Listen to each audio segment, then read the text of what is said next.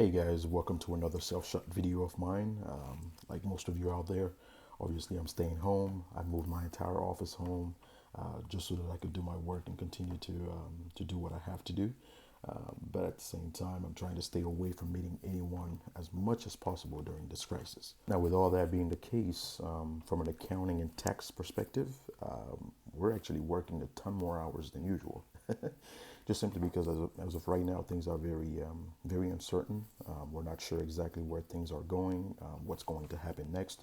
And so everybody needs as much cash as possible, right? And so everyone is requesting that the refunds, that their tax returns get filed so they can get their refund as fast as possible, get as much cash as they can in their pockets. But at the same time, for small business owners, the SBA just released the Disaster Relief loan.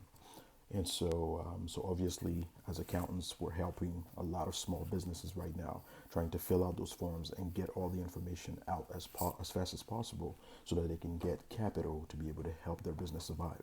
And obviously, a lot of things have changed in the past few days, with one of the most important ones being the IRS moving their tax filing and tax payment deadlines from 4/15 to 7/15 this year, to allow people to have a few more, a little bit more time to be able to file their taxes, which is a very important thing, obviously, because at this point, most of the people that have not filed are generally people that expect to have a tax liability, right? They expect to owe something.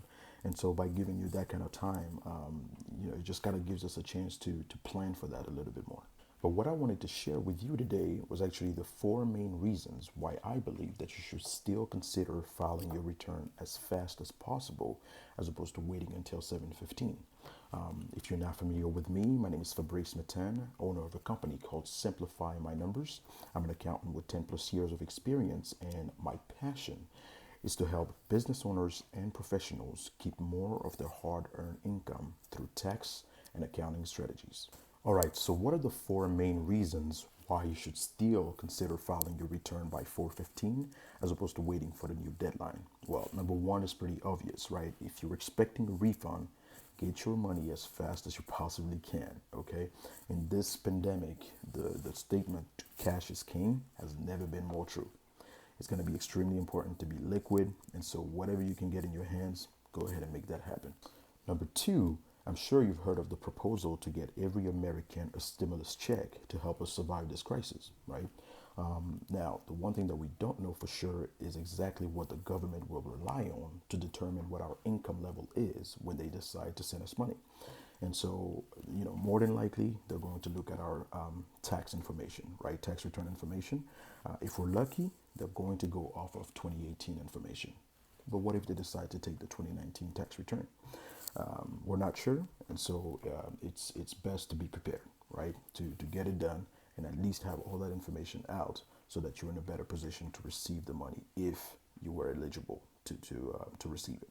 Now, number three, we usually start with your federal return to determine your adjusted gross income on your state return. Now, one thing that we're noticing right now is that not every state has actually moved their deadline just like the IRS did. So in Kansas, for example, the deadline is still 4/15. I actually tried to get a hold of them all day yesterday, and the lines are shut. No one is actually in office, and so nothing has moved.